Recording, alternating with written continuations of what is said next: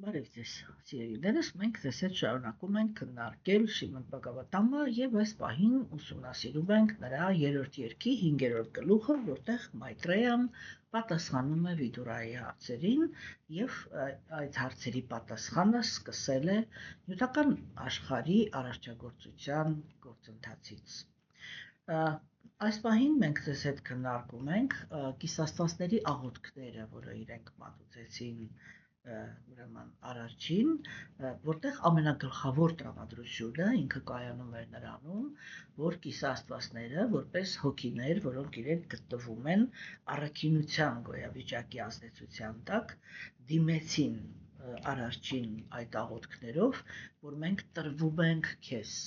խնդրում ենք մեզ ապաստան տուր, ապաստան դա նշանակում է որ Գերագույն Աստծո անձնավորությունը մշտապես թույլ է տալիս, որպեսզի կիսաստվածները հասկանան իր մտադրությունները։ Այսինքն, այս աշխարհում գոյություն ունի երկու թեմա։ Առաջին թեման կայանում է նրանում, որ կենդանիակը ինքը չի կարողանում ճիշտ վերաբերվել նյութական աշխարհին, որովհետև չի կարողանում իր սահմանափակ բանականության միջոցով հասկանալ աշխարհի օրինաչափությունները։ Չէ, երկրորդ քայլով, ուրեմն մենք կարողանում ենք տեսնել, որ կենդանիակները իրենք կարող են որևիցե մի բան ընկալել, թե այս նյութական աշխարհում ինչը ինչու համար է կամ ինչ պատճառով է, որ հենց այսպես է ընթանում, չէ՞։ Ուրեմն դա տեղի է ունենում միայն եւ միայն այն պատճառով, որ կենդանիակները իրենք տրվում են Գերագույն Աստծո անձնավորությանը եւ Գերագույն Աստծո անձնավորությունը ողորմածաբար թույլ է տալիս, որպեսզի կենդանիակը կարողանա իմանալ, թե Գերագույն Աստծո անձնավորությունը ինչը ինչի համար է անում։ Ինչու է սա հատկապես կիսաստվածների համար կարևոր, որովհետև Գերագույն Աստծո անձնավորությունը ինքը նշանակել է այդ հոգիներին որպես նյութական աշխարհի երկրորդական ղեկավարներ։ Մենք ձեզ հետ զուգահեռ տարանք, որ կիսաստվածների դիրքը ինքը շատ նման է այն դիրքին, որ կենդանիակները իրենք, ասենք, ունեն այն, որը կներեք մարդկային հասարակության մեջ, դա նման է պետության աշխատանքին, երբ որ կա պետության ղեկավարը եւ կան նախարարությունները, որոնք գլխավորում են նախարարները։ Եվ կիսաստվածները իրանք այդ նախարարների դերակատարներն են։ Հիմա, որպեսզի իրենք կարողանան ճիշտ իրականացնել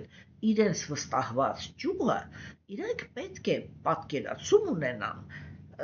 ուրեմն երկրի ղեկավարի ընդհանուր ծրագրի հետ, չէ՞, պետք է պատկերացում ունենան դրա մասին, որպեսզի կարողանան հասկանալ, այսինքն ինչ պլանով է շարժվում այս երկիրը։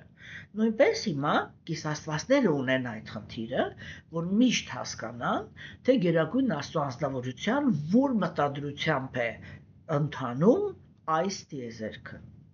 որովհետև իրականում տիեզերքները անթիվ անհամար են։ Հիմա, սիրելիներս, ուրեմն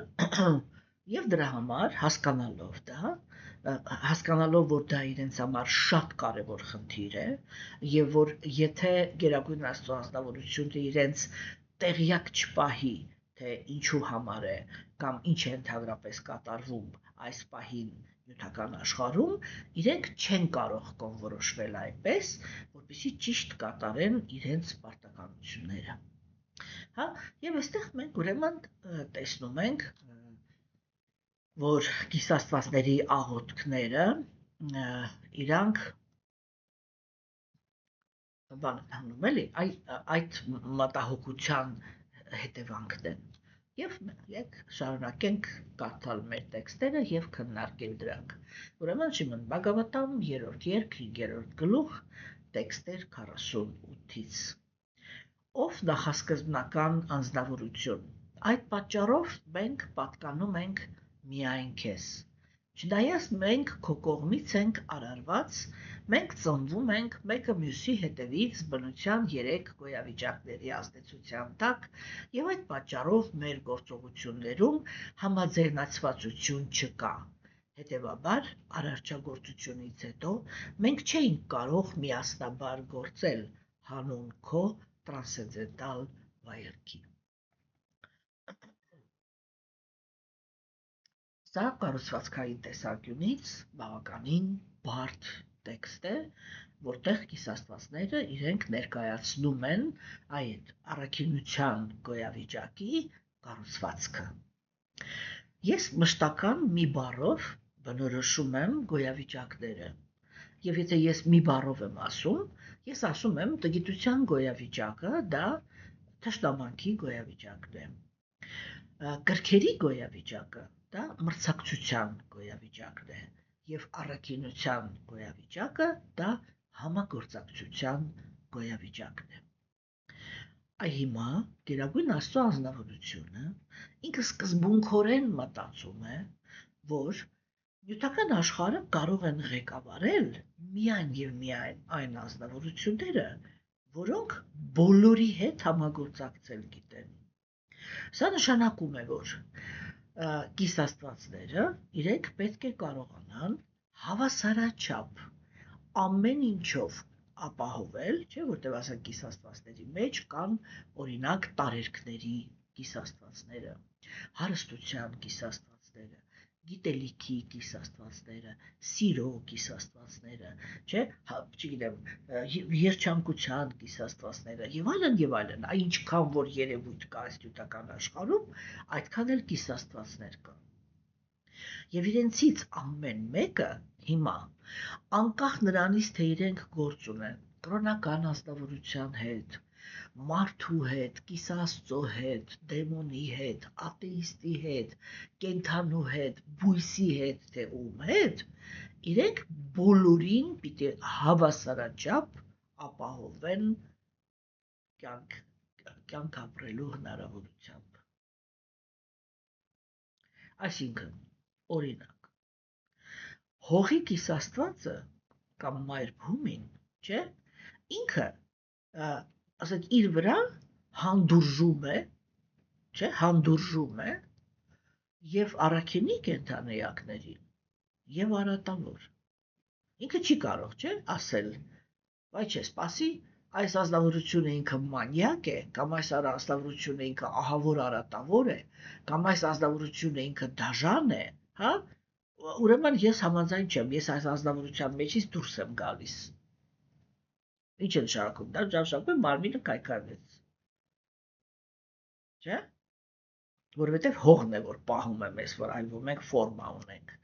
այդ մաշկը, որը տոպրակն է, որի մեջ այս մարմինը, ուրեմն այս օրգանիզմը ինքը տեղավորված է, այդ ամենը հողով է, չէ, ճիշտ է, մենք մեծամասամբ ջրից ենք կառուցված, չէ, բայց այդ ջուրը ֆորմայի մեջ է պահում հողը, եւ ինքը երբեք չի հեռանում։ Եվ նույն բանը վերաբերվում է բոլոր տարերքներին։ Կամ ասենք օդը ինքը չի կարող ասել, այս կենդանեակը ինքը դաժան է, всё, ես իր մեջից դուրս եմ գալիս, եւ դա կնշանակի, որ ինքը այլևս չի կարող շնչի։ Եվ մի րոպե հետո կլինի դիակ։ Հասկանում եք, այսինքն այդ բանը, որ իրանք անկախ նրանից, թե ինչ կենդանեակի հետ գործ ունեն, իրանք պետք է իրանց ֆունկցիան կատարեն, սա շատ կարևոր հանգամանք է։ Եվ դրա համար է, որ Գերագույն Աստծո անձնավորությունը այդ երկրորդական կառավարումը վստահում է առաքինության գոյավիճակի մեջ կենդանեակներին, որոնց մենք սովորաբար կոչում ենք կիսաստվածներ։ Ինչու է սա կարևոր։ Սա կարևոր է այն պարզ պատճառով, հասկանում եք, որ եթե օրինակ իշխանությունը ինքը տրվի էգոիստներին, չէ, այդ ագրեսիվ էգոիստներին օրինակ, թշնամանքի հիմքի վրա, չէ, իրանք երբեք իրանք կարեն այն, ինչ որ ես նոր քննարկում էի։ Որ կամավոր, երբ ով իրանց դուրը չգա, իրանք կդադարեն ֆունկցիա կատարել, ով իրանց դուրը գա, իրանք դրան ինչ-որ տես առավելություններ կտան, այսինքն կողմնակալություն կլինի այս աշխարհում։ Եվ միայն առաքինության մեջ կենդանեակներն են, որ իրանք պահում են հավասարակշռությունը։ Հիմա տեսեք, այս աշխարհը ինքը արարված է նախանց կենդանեակների համար։ Մաքսիմիլիան Թակուրը իր Շիչետանյա Շիշավրիտա գրքում, որը ինքը հոգևոր կյանքի ուսուցումների սերուցքն է, հա, քննարկում է այսպիսի մի հարց, թե ասենք ինչպես է կենդանեակն ինքը դեգրադացիա անում։ Դա կոչվում է ուրեմն վերելքի որակները կոչվում են պունյա, այսինքն բարեպաշտության պաշար, հա, եւ դեգրադացիայի որակները կոչվում են պապա, այսինքն այդ ընդգնելու գործընթացը, չէ՞։ Եվ այնտեղ Մաքսիմիլիան Թակուրը ինքը նկարագրում է այսպես, որ ուրեմն տեղի ունենում նախանձը։ Նախանձից հետո գալիս է տգիտությունը, այսինքն գիտելիքի պակասը, նախանձը, հետո ուրեմն անարդարությունը, խորամանկությունը եւ դաժանությունը, հա, եւ այսպես կենդանեակն ինքը հայտնվում է հոգեբանական տեսանկյունից իր ամենացածր, եթե ես էզոտերիկների լեզվով խոսամ, ամենացածր վիբրացիաների մեջ։ Հասկանում եք, սիրելիներս, չէ՞։ Հիմա, ուրեմն, տեսեք, ասենք, երբ որ կենդանեակները իրան գտնվում են ցածր գոյավիճակների ազդեցության տակ, այսինքն թշնամանքի եւ կրքերով են ղեկավարված, չէ՞, իրանք այդ որակները ունեն, չեն հետաքրքրվում ճշմարտությամբ, հա, կողմնակալ են ճշմարտության մեջ, անարդար են, դաժան եւ խորամանկ։ Այդպիսի ազնվորությունը ինքը ղեկավարում է տիեզերքը։ Ինչ պիտի լինի։ Հա, կլինի նա, ինչ որ մենք այս շուտով կմտնենք այդ պատմության մեջ։ Հա, կլինի նա, ինչ որ լինում է սովորաբար։ Ինչ է լինում սովորաբար։ Այդպիսի կենդանեակները իրենք տանում են այն ուղղությամբ, որ արատավոր կենդանեակները պիտի ապրեն լավ, իսկ առաքինիները պետք է լինեն ճնշված։ Մեր դարաշրջանը ինքը հենց այդպիսին է, չէ՞։ Դրա համար էլ ինքը կոչվում է Աստվածամերժերի դարաշրջան, այսինքն սա այն դարաշրջանն է, որտեղ այո, հենց Աստվածամերժերին թույլ է տրվում, որպեսզի իրենք հաստատեն իրենց իշխանությունը։ Եվ այստեղ անպայման սովորաբար իրական առաքինի ազնվորությունները ենթարկվում են տառապանքների, ենթարկվում են կտանքների եւ այլն եւ այլն։ Հասկանում եք, չէ՞, երբ որ մենք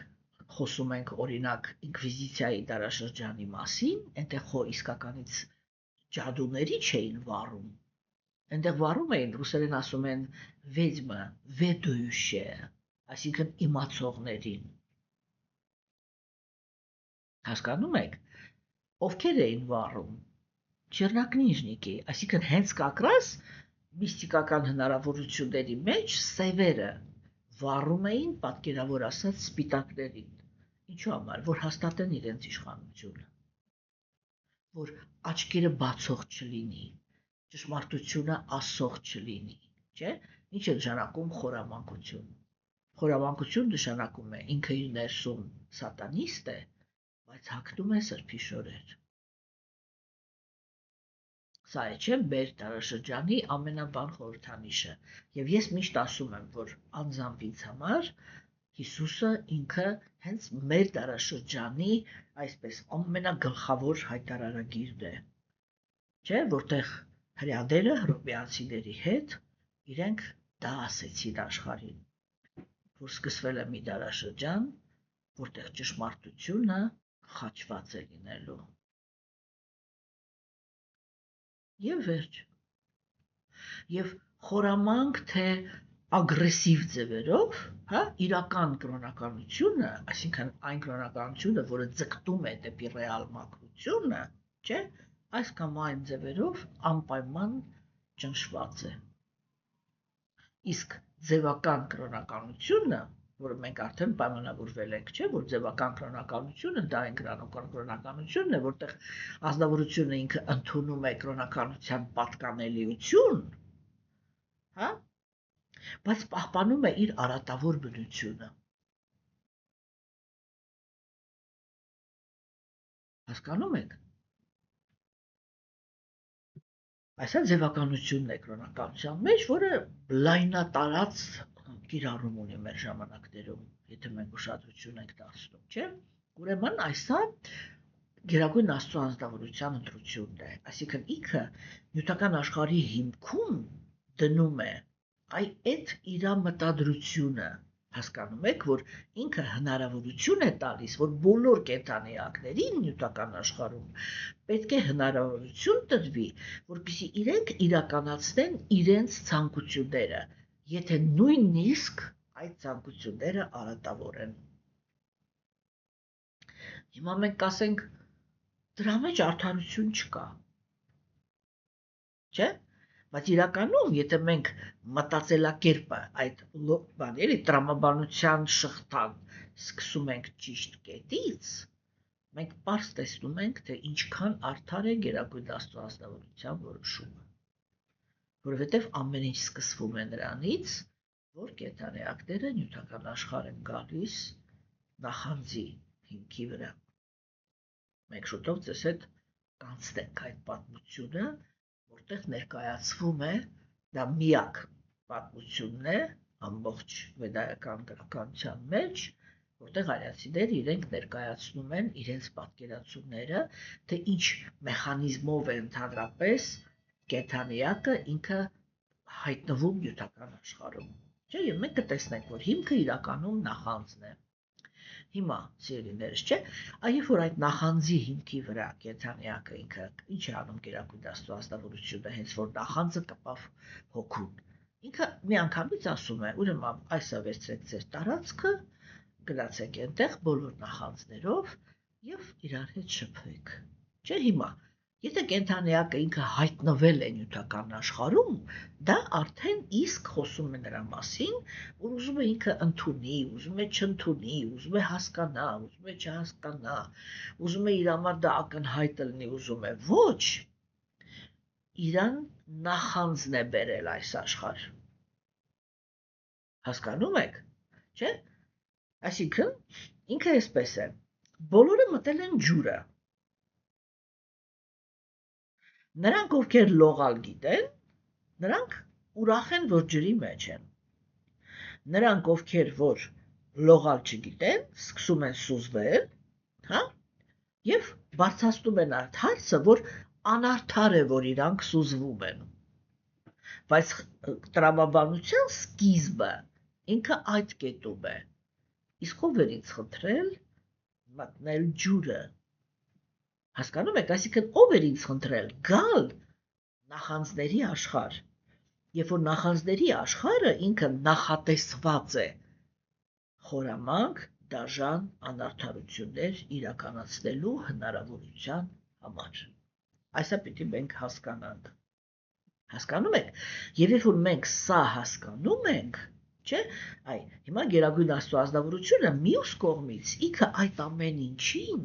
թե ինչ է կատարվում նյութական աշխարհում, լուրջ չի վերաբերվում։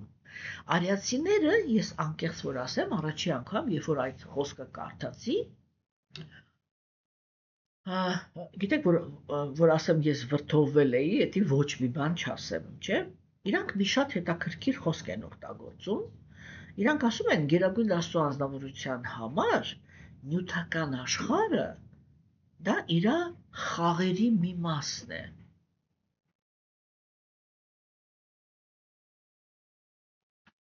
Կարծում եմ, որ ձեզանից շատերը հենց հիմա նույն զգացումը ունեցան, ինչ որ ես եմ ունեցել տարիներ առաջ։ Չեղքը ոստե խաղերի։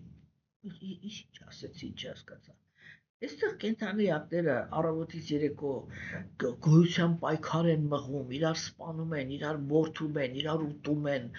իրար եսի միչ են անում, են չգիտեմ ինչ դաժանություններ են կիրառում, անարդարություններ, եսի միչ, իսկ Աստված այդ ապարզում է, այդ ընթացքում զվարճանում է, սա ինչ գաղափար էր։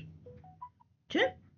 Բայց այդպես է մտածում ով, այդպես է մտածում այն ազնվորությունը, ով որ ինքը լուրջ է վերաբերվում իր նյութական գոյությանը։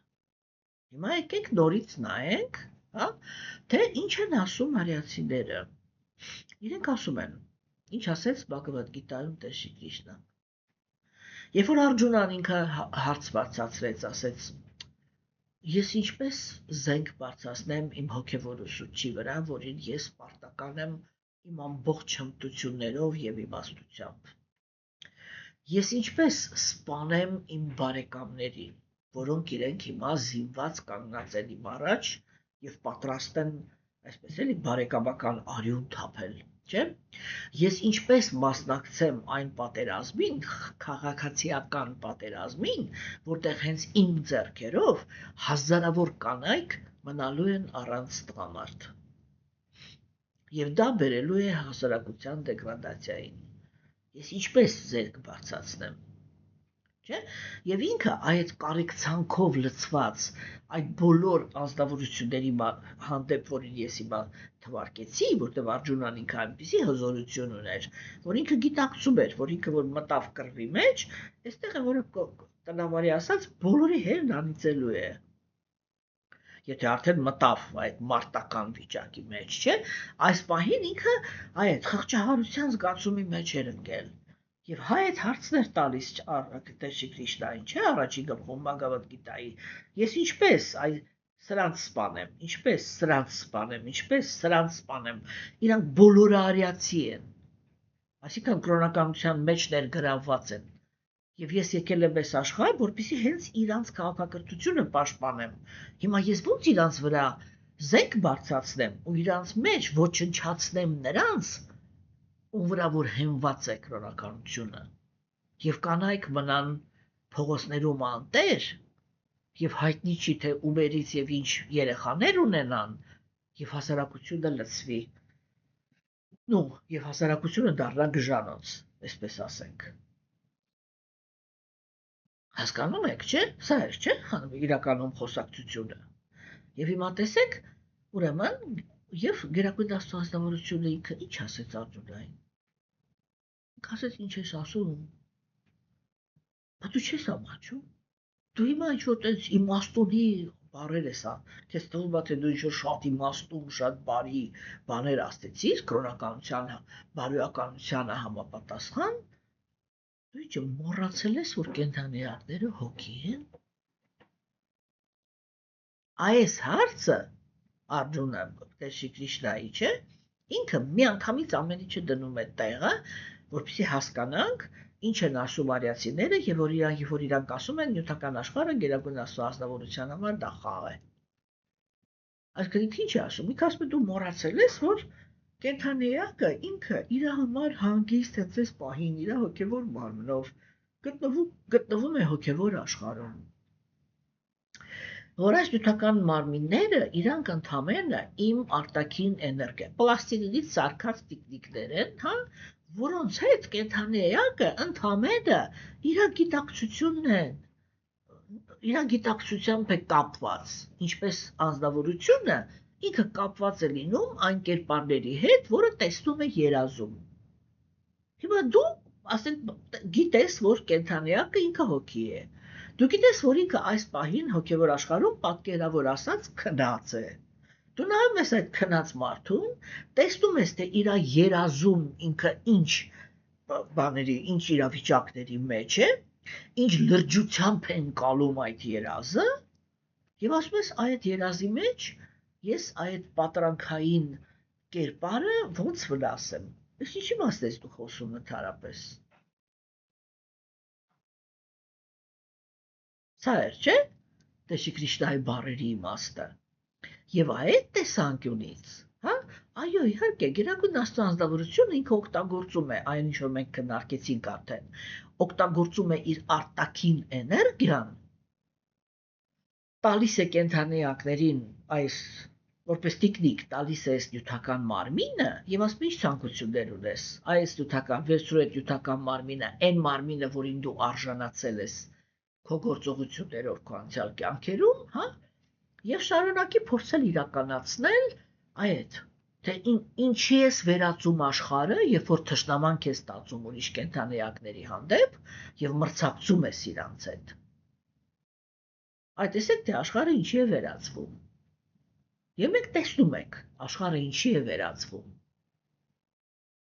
Հասկանում եք։ Չէ՞, եւ վերջնակետում այդ աշխարհը վերածվում է Չիպոլինո մուլտիկին։ Երբ որ մեկը, չգիտեմ, ես իմիջ դղյակների մեջ նստած է, հիշում եք այդ մուլտիկը, չէ՞։ Իսկ այն տիկվային ձերբակալում են, որովհետև ինքը 4 հատ փայտից ինչ-որ մի հատ բուն էր սարքել, ոչ թե տուն, այլ բուն էր սարքել, որի մեջ կարող էր մենակ այսպես զորով խցկվել ու նստեր։ Հիշում եք։ Հա, այս սրանն է չէ վերածվում նյութական աշխարհը։ Այսինքն դրա հիմքում ի՞նչ է։ Այ ինչ է, երբ որ հազարավոր կենդանիակներին ասում են դուք պետք է սահմանափակվեք, մեկը Ճապոնիայում եսի ինչ է։ Հա իհարկե եսի ինչ է, տեխնիկական իմաստով եսի ինչ է, բայց մարդկային հարաբերությունների իմաստով ինչ է նշանակում մարդուն բերել այն իրավիճակի մեջ, երբ որ ինքը ոչ թե իրավունք էլ չունի, հասկանում եք, ինչ որ մի հատ տուն ունենա եւ իրան հատկացնում են մի հատ այսքան բան, ալունել չգիտեմ ինչ է, հա, որտեղ ինքը կարող է ուղղակի այդ հանի, պարկի, իրան բրթվի մեջը ու քնի, ուրիշ ոչ մի բան, որտեղ դիվեր կենա դուրս գա փողոցներ։ Եվ որ իրան հատկացվում է մի տարածք, որտեղ ինքը ընդհանրապես կարող է նստել։ Կներեք պյատի էլեմենտ։ Դրա մասին է, չէ՞ խոսքը։ Երբ որ ինչ-որ մեկերը իրենց թույլ են տալիս, այսպես, ինչպես էր ասում Սևակը, նստել շալակա աշխարհի, հա, իսկ մյուսի վզին դնել աշխարհը եւ ասել այդի շալակած տար։ Սա է, սրան է չէ վերածվում աշխարհը։ Եվ այո, գերագույն աստվածավորությունը այդ տիկնիկների խաղի մեջ, երբ որ այդ դաժանությունը սկսում է իրականացվել, ինքը դրան նայում է որպես խաղ, որտեղ դա տեղի է ունենում ընդհանրապես կենդանիակի գիտակցության մեջ։ Այո, իհարկե, մեր համար այս մարմինները իրենք շատ ռեալ են։ Եվ մեր համար այն բոլոր դաժանությունները, որոնք կատարվում են նյութական աշխարհում, իրանք ռեալ են։ Եվ ռեալ ցավ են պատճառում։ Եվ շատ լուրջ է այդ ամեն ինչը մեր համար։ Կորուստները շատ լուրջ են, սահմանափակումները շատ լուրջ են, բռնությունը շատ լուրջ է մեր համար, բայց գերագույն աստվածանավորության տեսանկյունից այդա վերածվում է խաղի, որտեղ կենդանիակները իրանք ինչ պիտի իրականացնեն, այ երկու տեղն էլ, չէ՞, օրինակ ասենք, երբ որ իրանք այն ազնվորությունների բանում են, դասում են, ովքեր որ բռնաբարվում են եւ ենթարկվում են դաշնության, չէ՞, ինքը ինչ պիտի իրականացնի, ինքը այդ պահին պիտի իրականացնի, ինչ է զգում այն ազնվորությունը, որը ինքը ենթարկվում է դաշնության, հա, ինքը ինչ արդյունքի պիտի գա, ինչ հետևությամբ պիտի գա, որ ես երբեք ինչ դիրք էլ ուզում ես զբաղեցնեմ,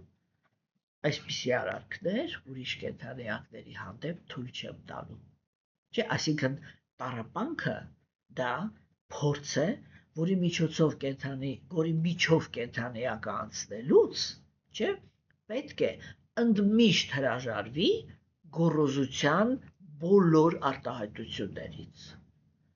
որովհետև գոռոզության հիմքի վրա է, որ մի կենդանիակը իրան թույլ է տալիս այդպիսի անասելի տառապանքներ պատճառի ուրիշ կենդանիակի։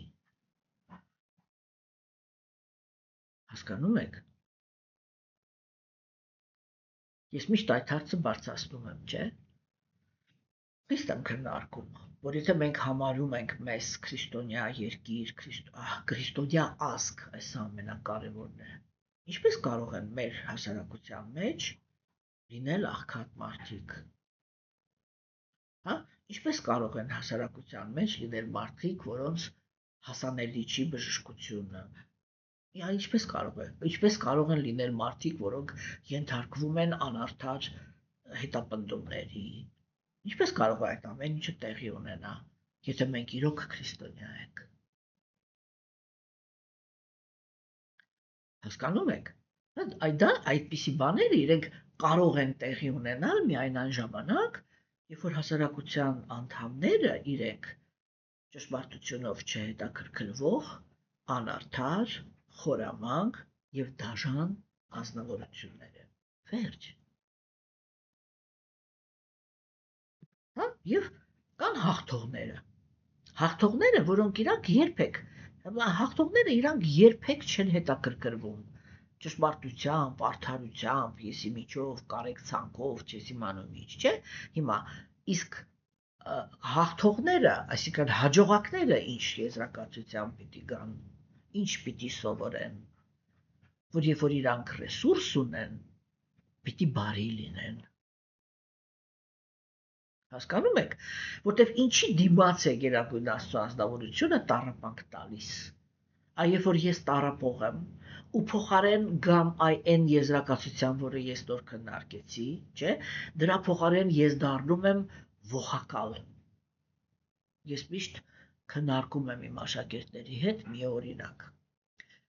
Այդ նույն քրիստոնյաների շրջապատում, որոնց հետ ես ժամանակին շփվել եմ, կար մի ընտանիք, որոնք իրենք ահավոր ծայրահեղ աղքատ էին ապրում, շատ ծանր իրավիճակում էին ապրում։ Ես կարող եմ ասել, որ հետագայում մոտավորապես 15-ից 17 տարի ես ինքս էլ այդպիսի պայմաններում եմ ապրել։ Ուրեմն ծայրահեղ աղքատ ընտանիք էր։ Ամուսինը ինքը շատ արագ այդ կազմակերպության մեջ, իրականում չեք կարող ասել, որ ինքը հանցագործություն էր գործում, որովհետև իրանք ուղղակի մի հատ շատ հետաքրքիր բան էին անում։ Ամեն ինչը սկսվեց գրքեր հրատարակելուց, չէ՞։ Եվ երբ որ իրանք, ասենք, իրենց նվիրալներից փողեր էին կուտակում, հավաքում, չէ, առաջի հերթին, ով ինչ կարող էր դնում էր այդտեղ, եւ իրանք գիրք էին, ինչ-որ մի քանակով գիրք էին հրատարակում։ Շատ ահավոր ճնշում էր գործադրվում այդ կազմակերպության բոլոր անդամների վրա, որպեսզի իրանք առավոտից երեկո գիրք տարածեն, այսինքն գիրք վաճառեն, կներեք, ես հիմա պիտի կոպիտ բաներ ասեմ։ Պիտի վաճառեն, ինչի համար, որովհետև դա ավելացնում էր եկամուտ էր գալիս, չէ՞։ Ասենք, եթե գիրքը ինքնարժեքը ինքը օրինակի համար արժեր 2000 դրամ, գիրքը վաճառվում էր 10000 դրամով, օրինակ, չէ՞։ Եվ 8000 դրամի եկամուտ էր գալիս։ Ինչ էին անում այդ հանձնավորությունները, որոնք իրանք կազմակերպում էին այդ գործը։ Երբ որ եկամուտը ինքը դարձավ, սկզբում նորից վերադարձնում էին, ավելացնում էին գրքերի քանակը, ավելանում էր եկամուտը։ Երբ որ այդ եկամուտը ինքը դարձավ մի քիչ, ինչ են ասում, ծանրակշիռ, ինչքան ես եմ հասկանում, այստեղ կներեք, ապացույցներ չունեմ, բայց տրամաբանությունը ինքը դա է ասում։ Ես հասկանում եմ, որ իրականում իրենք ոչ մի հանցագործություն չեն գործել, շատ բան են էլ, այսպես պարկեշտ կերպով են հարստացել։ Իրանք այդ եկամուտը վերցնում էին, դնում էին ինչ-որ բիզնեսի մեջ, արդեն հիմնում էին սեփական բիզնես, այդ բիզնեսը աշխատացնում էին, երբ որ ստանում էին եկամուտ, այն գումարը, որը վերցրել էին այնտեղից, այդ գրքերի վաճառքից, վերադարձնում էին այնտեղ եւ կայանում էր իրանց բիզնեսը։ Հասկացաք, չէ՞ որ ասեք կողոպտելու բան չկար, էլի, հասկանում եք։ Եվ տեսեք, ասեք, այդ ամեն ինչի մեջ, այդ ազնվորություններ իրանք բավականին արագ շատ հարստացան, այն ժամանակվա համեմատ շատ հարստացան։ Եվ տարիներ հետո այդ ազնվորությունները ինձ եւ իմ ամուսնուս հրավիրեցին իրենց տուն։ Գիտեք, երբ որ ես գնացի, մտա այդ տուն եւ տեսա, թե այդ տան կինը, որը ինքը տարիներ շարունակ այդ ծայրահեղ աղքատության մեջ էր ապրել, ինչպես էր վարվում իր ծառաների հետ, ես մենակ մի հատ բան հիշեցի։ Պուշկինի Ստարիկի մորը, այդ տատիկի հոգեբանությունը, որը ինքը հիշում եք բաներանում, չէ՞։ Հասկանում եք, ես այսպես զարմացած էի մնացել։ Պրոստը կարող եմ ասեմ լալացել էի զարմանքից, թե այն ազնվորությունը, որը ինքը տարիներ իր ամբողջ կյանքի ընթացքում մինչև ասենք այդ ժամանակ մի 5-6 տարի էր, որ իրանք արդեն հարուստ էին, չէ՞, մինչև այդ պահը ծայրահեղ աղքատության մեջ ապրած ազնվորությունը ինքը իր ծառաների հետ, գիտեք, շան հետ ավելի հարգանքով են վարվում, քանի թե վարվում էր այդ մարդկանց հետ։ Այդ ինչ տոնով էր ինքը դրանց հետ խոսում, այդ ինչ բառեր էր իրանց ասում, ես այսպես պրոստը այդպես մնացել էի։ Այդ դա էր, որ այդ ազնվորությունը ինքը դասը չի քաղել։ Հասկանում եք, եւ երբ որ ինքը անցել է աղքատից հարուստի դիրքի մեջ, ինքը միանգամից այդ գոռոզություն, դաժանություն, անարդարության մեջ է մտել։ Եվ պարզ է, որ հետագայում ինքը այդ ամենի համար պատասխան է տալու Աստծո առաջ։ Հասկանում եք, այսինքն այդ, որ յութական աշխարհը Գերագույն Աստծո ազնվության կողմից արարված է, որպեսզի կենդանիակը ինքը տեսնի, ինչի է վերածվում աշխարհը, երբ որ կենդանիակները իրար հետ թշնամանք են իրականացնում եւ մրցակցություն,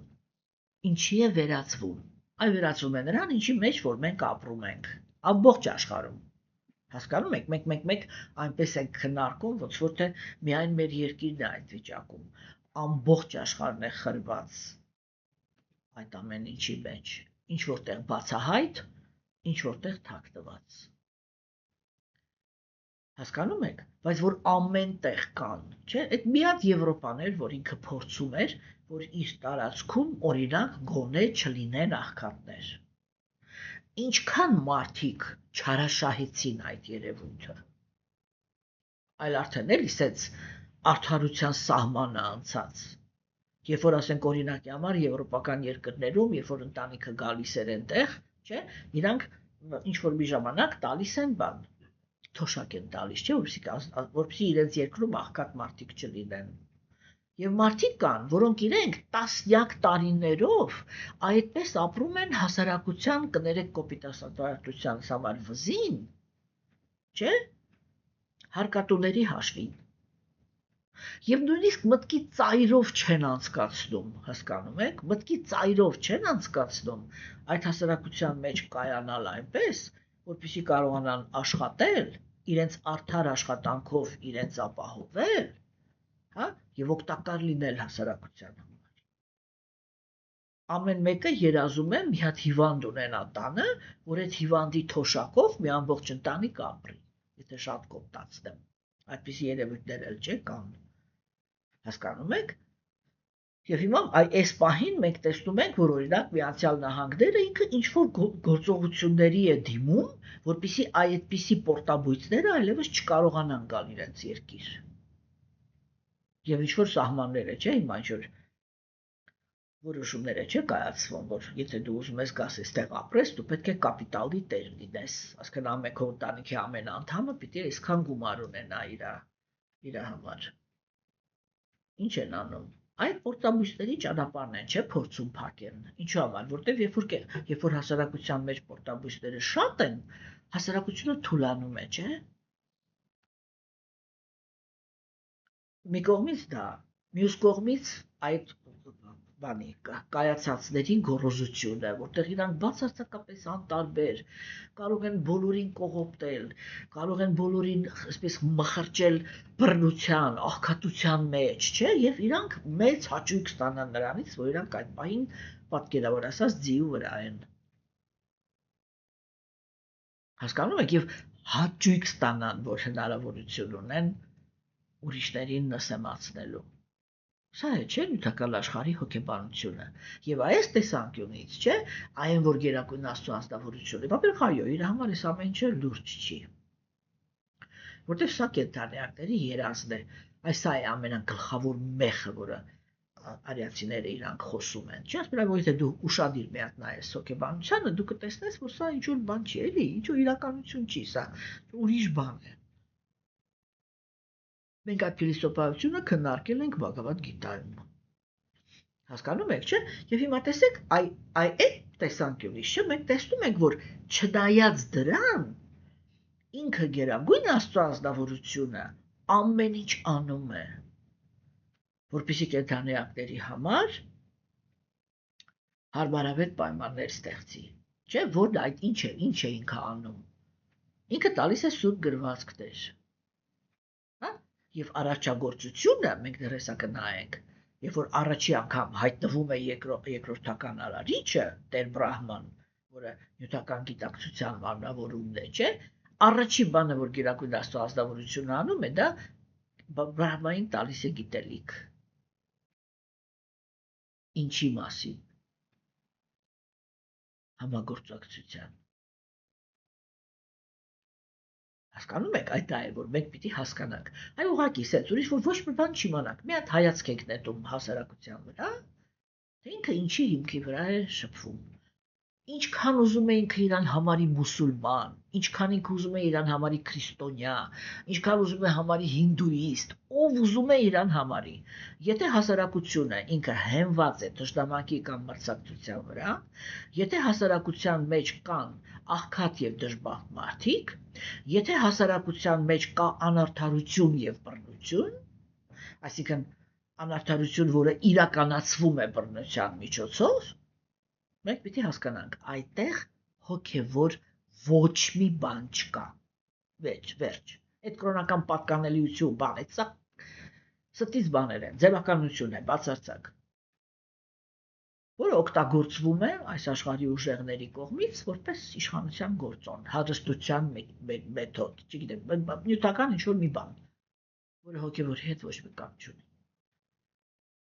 Հասկանում եք, իսկ հիմա մենք տեսնում ենք, այ ինչպես է իրեն պահում առաքինի կենդանիակը, չէ, եւ Աստվածները հիմա այդ աղոթքի մեջ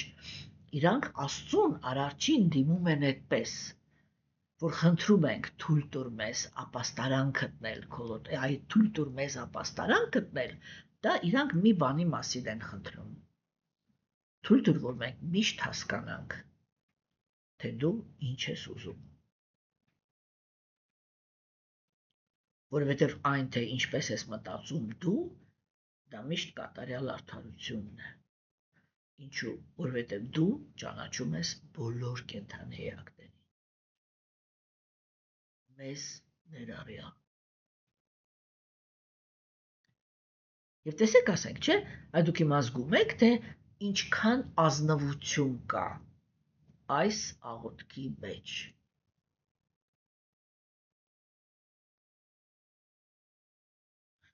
Ինչ են սովորաբար հոգևոր մարդիկ մեր ժամանակներում աղոթում կամ խնդրում Աստծուց, եթե իրանք նույնիսկ ծայրահեղ անկեղծ են։ Իրանք միշտ խնդրում են Աստծուն, բան, օգնիր մեզ, որ մենք հաղթահարենք մեր արատները, չէ, ազատիր մեր սիրտը արատից, չգիտեմ, ազատիր իմ սիրտը ագահությունից, ազատիր, գիտեք, այդ աղոթքը իր մեջ ենթադրում է մի հատ շատ սխալ գաղափար։ Ինչ է նշանակում ազատիր ինձ իմ արատից, չէ, դա նշանակում է, որ իրականում ես մտածում եմ, որ արատը իմ մեջ դու ես ներմուծել, այդ դու ներ ես մուծել ու դու էլ գիտես ոնց ինձ դրանից ազատես։ Երբ որ Արգյունան Բհագավադ Գիտայում ասեց, ես նայում եմ ու տեսնում եմ, որ կան շատ առաքինի անձնավորություններ, որոնք հանկարծակի արատավոր քայլեր են կատարում, եւ երբ որ ես նայում եմ, թե իրանք ինչպես են այդ արատավոր քայլերը կատարում, այնպիսի տպավորություն է, որ ոնց որ թե իրանք ինչ-որ մի հատ ուժ էսպես վերցրեց տարավ ու քշեց։ Դա ինչ ուժ է։ Չէ՞։ Եվ մենք այն ժամանակ Բհագավադ Գիտայի սահմաններում քննարկեցինք, որ հարցը ինքը ենթադրում էր, որ Արգյունան փաստացի հարցնում էր Տեր Կրիշնային, կարող է դու ես անում։ Չէ՞։ Իսկ Տեր Կրիշնան ինքը ասեց, չէ, կներես, ես դա հետ ոչ մի կապ չունեմ։ Հա՞։ Դա քո տրփանք, կենդանի էակների տրփանքն է, կենդանի էակների ցանկություններն են, կենդանի էակների պատասխանատվությունն է, եւ այդ էգոիզմն է կենդանի էակի ամենամեծ թշնամին, եւ այդ էգոիզմը ինքը բուն է դրել նրա ֆիզիկական մարմնի մեջ, նրա մտքի մեջ եւ նրա բանականության մեջ, չէ՞։ Եվ ինքը ինչ ասեց։ Ինքը ասեց, այդ էգոիզմը կարելի է հաղթահարել միայն հոգևոր գիտելիքի շնորհիվ։ Այսինքն ինքը ինչ ասեց, ինքը ասեց, դա դու ինքդ ես քո հետ անում։ Իսկ ես օգնություն եմ ցույց տվել նրանով, որ թույլ եմ տվել, որպեսզի դուք իմանաք իմ կյանքը։ եւ քննարկեք իմ գործողությունները, ինչի համար, որ իմ օրինակի վրա կարողանաք հաղթահարել էգոիզմը։ Սա է, չէ, իմաստը։ Մենք բառեր ենք ասում, հոգևոր գիտելիքով հաղթահարի քո տրփանքը։ Դա ինչի մասին ենք խոսում։ Մենք խոսում ենք մաքուր սիրո ուժով, հա, հաղթահարի քո էգոիզմը։ Հա, եւ Տեր Քրիստոնին ասում է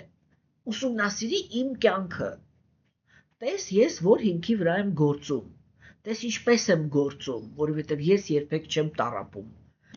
տես ինչպես եմ գործում, որ հասկանաս ինչու չեմ տառապում։ Եվ այնտեղ վերջնական գաղափարը մի հատ է։ Աստված ինքը ասում է, ես գործում եմ սիրո հիմքի վրա։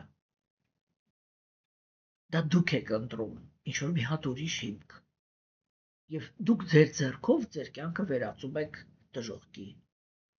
Ես շարունակում եմ անել ամեն ինչ, որ ամեն ինչով ձեզ ապահովեմ։ Եվ երբեք բարիության պլատֆորմայից չեմ ընկնում, բայց եւ արդարության պլատֆորմայից էլ չեմ ընկնում։ Սա է, չէ՞, հոսակցությունը։ Եվ հիմա կիսաստվածները իրանք դա են ասում, որ այսա մենք քո մասին գիտակցում ենք։ Եվ նյութական աշխարհը դա շատ բարդ աշխարհ է, որովհետև այս աշխարհում ապրում են եւ աստվածամերժերը, եւ աստվածակենտրոնները, այսինքն ապրում են եւ այն կենդանի էակները, որոնք իրանք դաժան են, եւ ապրում են այն կենդանի էակները, որոնք իրանք բարի են։ Եվ մենք պիտի կարողանանք ըստ մեր պաշտոնի աջակցել եւ նրանց։ Արևը դուրս է գալիս բոլորի գլխին։ Օդով կարող են շնչել բոլորը։ Հողից օգտվում են բոլորը, ջրից նույնպես։ Դա ի՞նչն է։ Դա կիսաստվածների այդ լոյալ վերաբերմունքն է։ Եվ իրանք կարողանում են, ինչու որտեվ տեսեք, իրանք առաքինի բնություն ունեն։ Առաքինի բնությունը, դա մենք ասում ենք, եթե դա գոյավիճակ է, խոսքը գնում է նյութական բարիության մասին։ Այսինքն իրենք կապված են նյութական մարմիններին, հա, իսկ ինչ է նշանակում կապված լինել նյութական մարմին։ Դա նշանակում է միևնույն է, նյութական աշխարհի երկակիությունը ազդում է իրանց գիտակցության վրա։ Սա իր հերթին ինչ է նշանակում։ Սա նշանակում է, որ երբ որ իրանք տեսնում են անարդար դաժան կենդանի էակների, իրանք անպայման ցանկություն են ունենալու պատժել, որովհետև արատը նյութական տեսանկյունից արժանի է պատժի։ Հա? Հիմա իրանք ինչ են ասում, որ ասում են ապաստարան ենք խնդրում։ Այլ մենք ուզում ենք, որ դու մեզ օգնես, որ մենք լինենք քո նման։ Ո՞րն է այդ քո նմանը։ Որ կյանքի պայմաններ տանք բացարձակապես բոլորին։ Այս հրա մասին է խոսքը։ Այս աղոթքի մեջ։ Հասկանում եք, սիրելիներս, չէ՞։ Ուրեմն, ինչ ասեցին կիսաստվածները։ Իրանք ասեցին, որ չնայած մենք քո կողմից ենք արարված, մենք ծնվում ենք մեկը մյուսի հետևից բնության 3 գոյավիճակների ազդեցության տակ։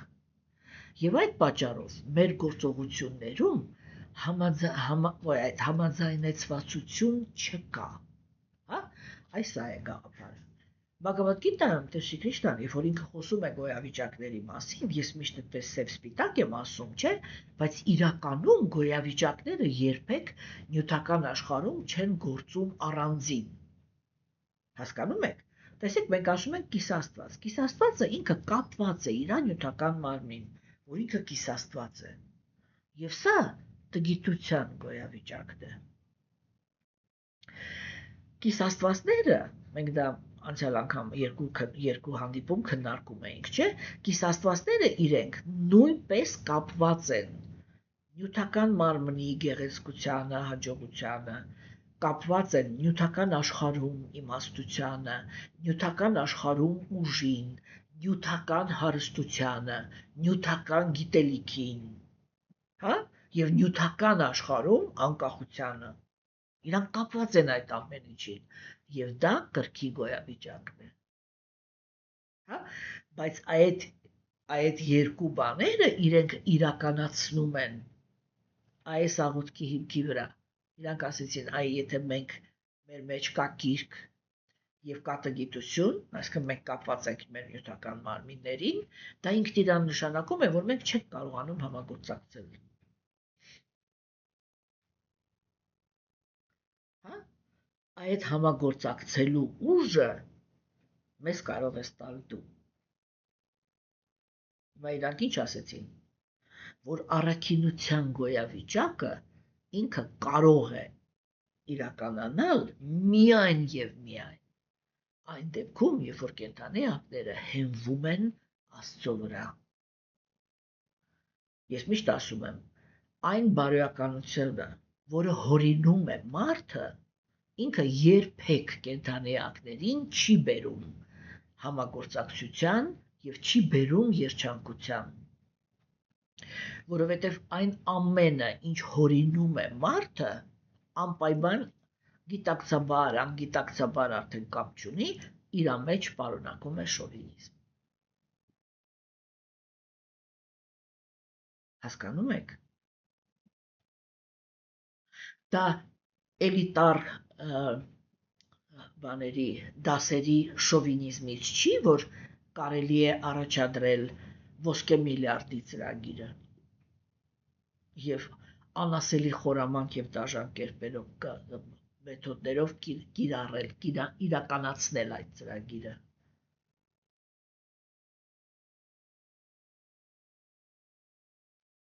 Հասկանում եք, այդ ամեն տեղ, երբ որ մարդն է ինչ-որ մի բան հորինում, կամ նյութական աշխարհում ապրողը, այսպես ասենք, ինքը պարտադիր շովինիզմ է իր մեջ պատկերը պարունակում, եթե նույնիսկ խոսքը գնում է բարոյականության օրենքների մասին։ Հա, եւ միայն գերագույն աստվածավորությունն է, որը ինքը այնք այնք ասին տրանսցենդենտալ քոբելության մեջ, չէ՞, ինչու որտեվ ինքը ոչ կապված, մենք դա արդեն քննարկել ենք, ինքը ոչ նյութական կապվածություններ ունի, ոչ ատելություններ ունի, ոչ էլ նյութական մարմինների հանդեպ ինչ-որ հատուկ բարիություն ունի։ Իսկ մենք մշտական Աստծուն խնդրում ենք, որ ինքը հենց մեր նյութական մարմինների հանդեպ լինի արդար, բարի, չգիտեմ ինչ։ Ինքը այդ ամենից վեր է իրականում։ Հա, ինքը կարող է այդտեղ աջակցել, բայց դա իր կոմպրոմիսն է, ինքը իրանով, իր սրտի մեջ, ինքը այդ ամեն ինչից վեր է։ Դա նույն բանն է, ոնց որ փոքրիկ երեխան գա եւ ինձի խնդրի, ասի, ես խնդրում եմ, բարի եղիր իմ տիկնիկի հանդեպ։ Մի հատ էս տիկնիկից թևը կարի, որովհետեւ որ իր թևը կտրված է, իրան ցավում է։ Այն բացարձակ նույն բանն է։ Հասկանում եք, բայց գերագույն աստվածավորությունը ինքը գիտի, թե ինչպիսի կանոնների է պետք հետևել, որ նույնիսկ էգոիստ եւ նախանց կենդանիակները բոլորը կարողանան լինել երջանիկ, եւ դա առաքինության գոյավիճակն է։ Այսինքն իրականում առաքինություն առանց Աստծո չի լինում։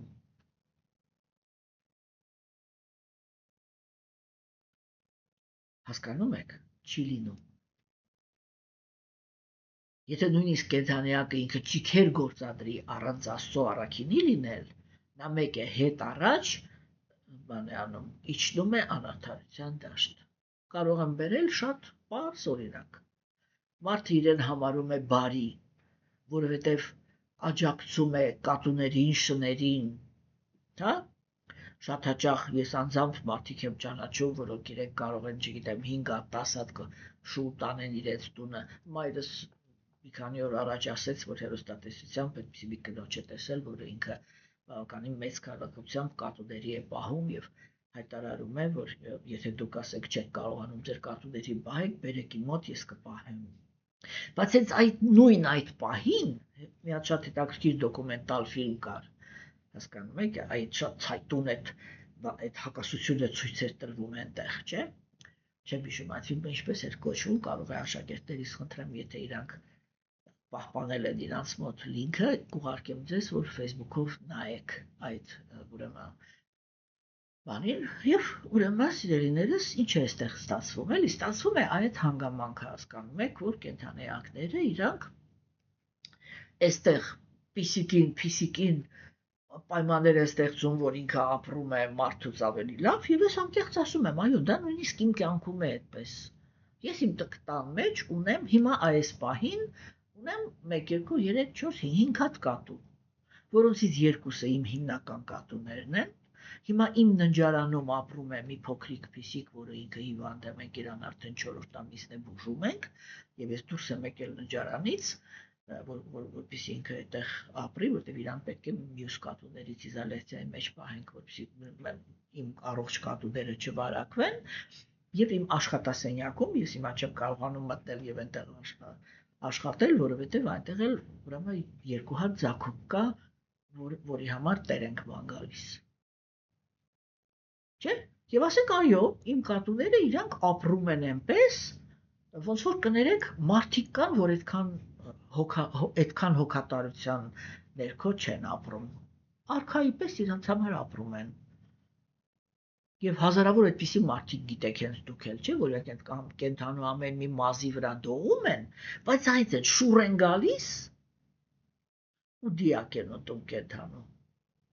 Եվ իրանց համար մեկ է, թե այդ կենթանին ինքը ինչ պայմաններում է աճել, այդ դոկումենտալ ֆիլմը, որ ասում եմ, ինքը այնց այդպիսի հակասական կադրերից էր, ու մի հատ կադր ասեմ, որ հասկանաք ինչի մասն է խոսքը։ Ուրեմն այդտեղ հենց այդ են ցույց տալիս, որ ինչ-որ մի հատ փիսիկ ինքը ջարդել է իր թաթիկը, ուրեմն ծնողը եւ երեխան այդպես փայտիկ են կապում, փաթաթում են այդ թաթիկը, բան, որպեսզի ինքը ճիշտ կպնի, հոգ են տանում, ես եմ ինչ շղկ բանը փոխվում է, կադրը փոխվում է, այսպես մարդ է, որ ինքը այսպիսի շարժում է անում ու չի հասկացվում ինչ է անում, կադրը հետ է գնում, ինքը ուրեմն այստեղ մի հատ զամբյուղի մեջ փոքրիկ դեռ չհասունացած հավեր են, հա, հավի ձակ, не цыплята, а մի քիչ ավելի փոքր է, մի քիչ ավելի մեծացած է, ինչ որ մարդիկ սիրում են, չէ՞, ու ինքը այսպես իրանք այդտեղ sense թվորում են, բան ինքը այսպես ձեռքի վերցնում է, ձեռքը տապոր է, դնում է այսպես փայտի վրա, շրխ տալիս է գլուխը կտրում, գցում է մյուս զամբյուղի մեջ, այնտեղ թպրտում է, որ սատկի։ Այս սա է նյութական աշխարհի իրական նյութական բարիության իրական դեմքը։ Հասկանում եք, եւ հիմա կիսաստվածները իրանք հետ այնպես չեն խոսում այստեղ, իրանք այ բարի կենթանեակներ են, չէ՞, որոնք իրանք խնդիր ունեն